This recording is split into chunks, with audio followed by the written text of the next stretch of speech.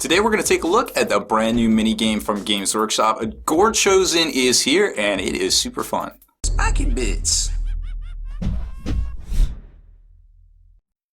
Make sure you stay in the trenches by becoming a supporter over on Patreon and also scoring yourself some free miniature swag in the process. Subscribe to this YouTube channel.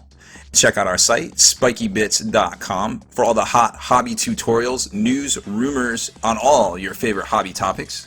And head on over to thelongwar.net. That's the home of the battle reports for exclusive content, early access videos, and more. Become a veteran of the Long War today.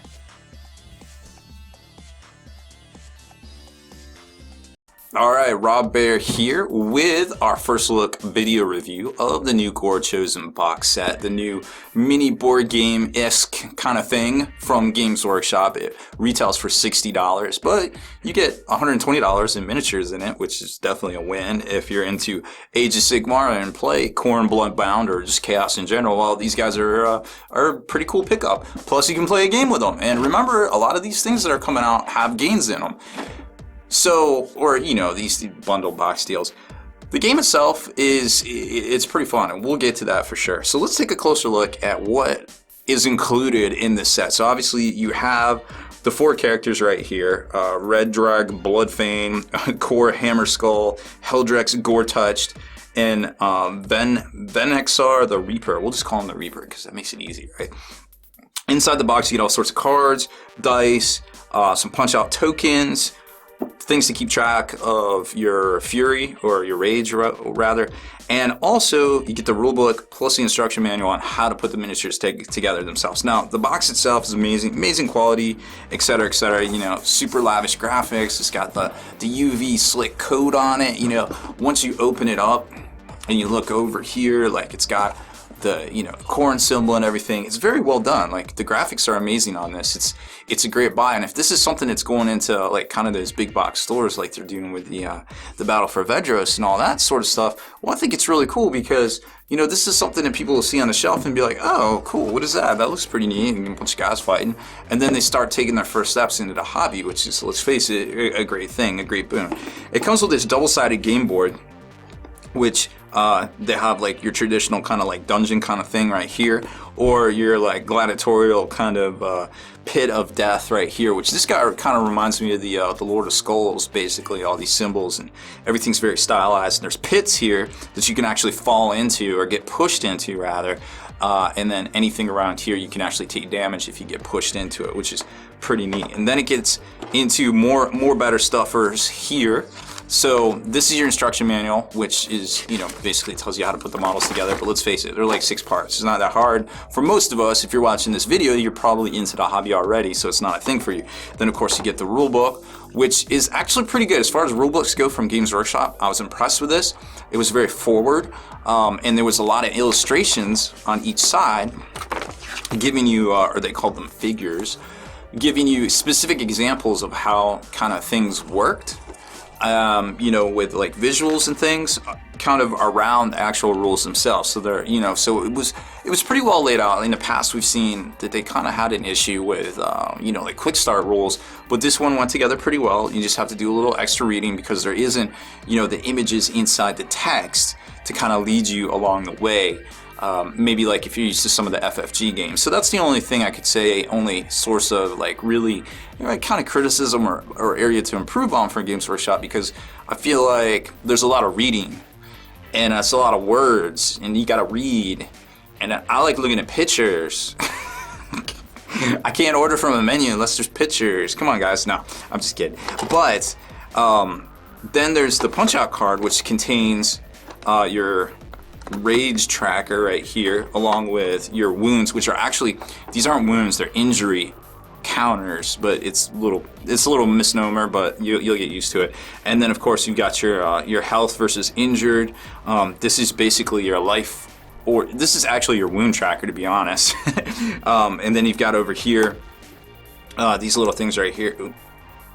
this is your rage counter, your wrath counter right there, basically how angry you are. And the way this plays is it's kind of like a Street Fighter game as far as like keeping track of your fury, or like how much damage you've taken, so you can level up and do your special abilities. Well, in this regard, you actually get to take more turns over your opponent. So if your opponent's really wailing on you, they're going to get down into this area and only get 2 activations, which are random.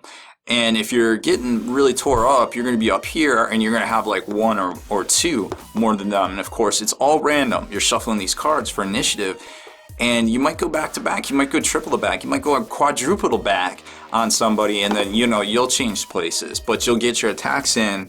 And it plays like, in my mind, as it was playing, it was almost like a side scroller Street Fighter almost, which was really neat to see. I was really digging it.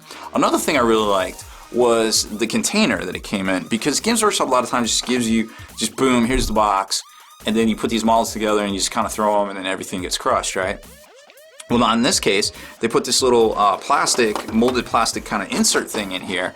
So for this example, I have painted figures already from the Age of Sigmar starter, and you just put them in there. Now, they look a little small because these guys are on 40 mils, but you kind of get the idea there. So they'll get some protection as long as you seal them and everything, and they won't get all busted up.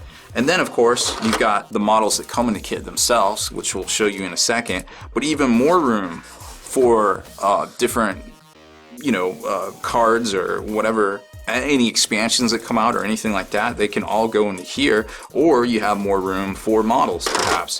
Don't exactly know what they intend here, but there's plenty of stuff on the way, I'm sure. Then you've got the actual player cards, or the combatants, so to speak, right here. We'll go over kind of how that works here in a sec. Your sets of cards, you've got your bag dice, which once you open these, you can put them on here and use this bag to keep track of all your punch outs, which would be super helpful.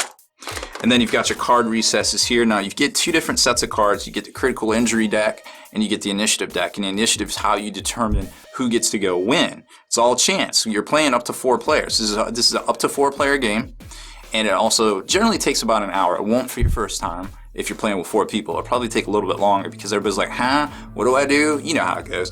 But once you get rolling, it's really fun and it goes really fast. It can be really brutal because there isn't a lot of like saving in this game, so to speak.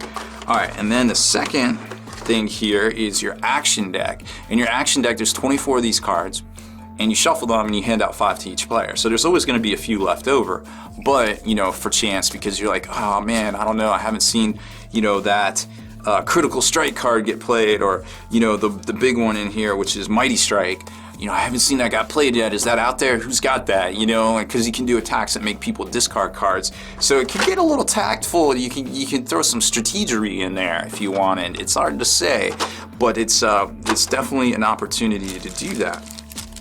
So that is basically the cards themselves. Now, a quick overview of how the game goes is basically everybody throws their initiative cards in the middle, and then you choose, you flip the card over, and whoever is the first one to reveal gets to pick a man. Then you put your guys inside the center, and then you just kind of fight. You follow the directions. Everybody has to set up 2 squares away from each other, and then you just kind of follow the directions on the cards as to movement, and also the attacks you can do. Some guys have bonus attacks, some guys have longer attack reaches, some guys have soft spots and sweet spots. Like right there, this guy wants to, Mr. Bloodfane wants to attack to his front, whereas his side attacks aren't that strong, where this guy doesn't care. He's all over the place. And then Gore Touched here gets an extra long reach down the middle, and Hammer Skull just don't care. He's all over the place, but he specializes in being a little bit far away. So that can come, all that strategery, it can come into play. You can move, players can move based on their action cards. They can back up, they can move forward, they can move around and reface themselves, because it's all about facing.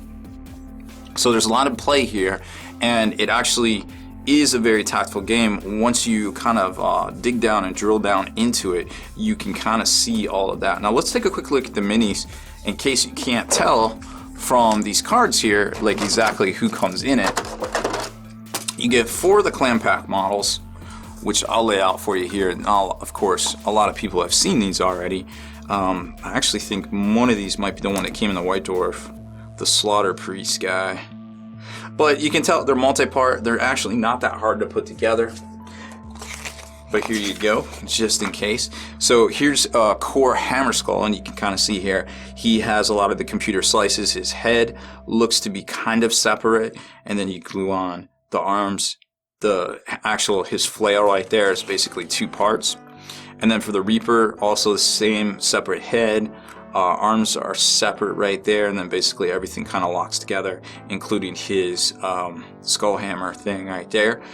For Red Drag Bloodfane, he is also semi-multi-part, I guess. His axe is definitely separate, his head is separate, and that glues together pretty easily as well. So they're all basically not exactly push fit, but a little bit of work here. And then Heldrax the Gore Touch, he goes together, his head is separate for the most part, anything else you really couldn't customize.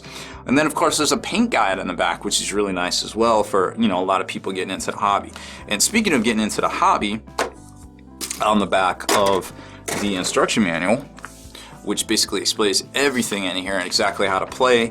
Like I said, all the graphics are on the side for the most part, and there's a lot of fluff and things in the front.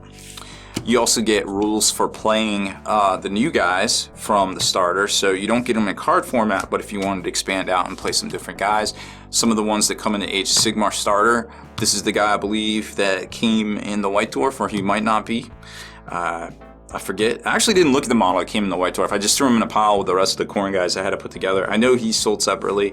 He comes in the starter, and of course the Bloodbringer's in the starter as well. But on the back, they talk about continuing your adventure. So there you go. A lot of people might be picking this up for the first time. Oh, it's a tabletop game. That's kind of cool. Let me check out their website, and then, you know, eventually make it into gaming stores around the world. So that's kind of cool to see. I'm really interested to see where this game actually ends up being, as far as, you know, if it's in those big box stores that Games Workshop's trying to target here in the future. But man, I just think overall this is an A+ kit. Like, you might not play Age of Sigmar, you might not be interested in Age of Sigmar, but I think for the most part it's very well done. Right down to the detail of this little plastic tray, just to put your minis in and not to get them crushed. The fact that it comes at a significant savings over buying these models separately, of course, is always good. Who doesn't like to save 50% on their minis? And it's just lavishly illustrated and graphicized. I don't know if that's a word. I'm not an illustrator. I'm not a drawologist, but there it is. I think it's a great buy. Everybody should have this in their little game stack or game shelf. And of course, all you got to do to play is paint up 4 minis, or use 4 minis that you already have painted for your Age of Sigmar starter. That's it for this one, y'all. Thanks for watching. Deleted scenes, bonus content, and all the interviews and post-game wrap-up videos can be located in the Hall of Veterans on thelongwar.net. Visit thelongwar.net today and try a week completely free with no strings attached. That's not all. TheLongWar.net is also your hobby resource for exclusive early access with an ad-free experience to all your favorite videos. Members of the Hall of Veterans gain early exclusive access to multiple hobby videos.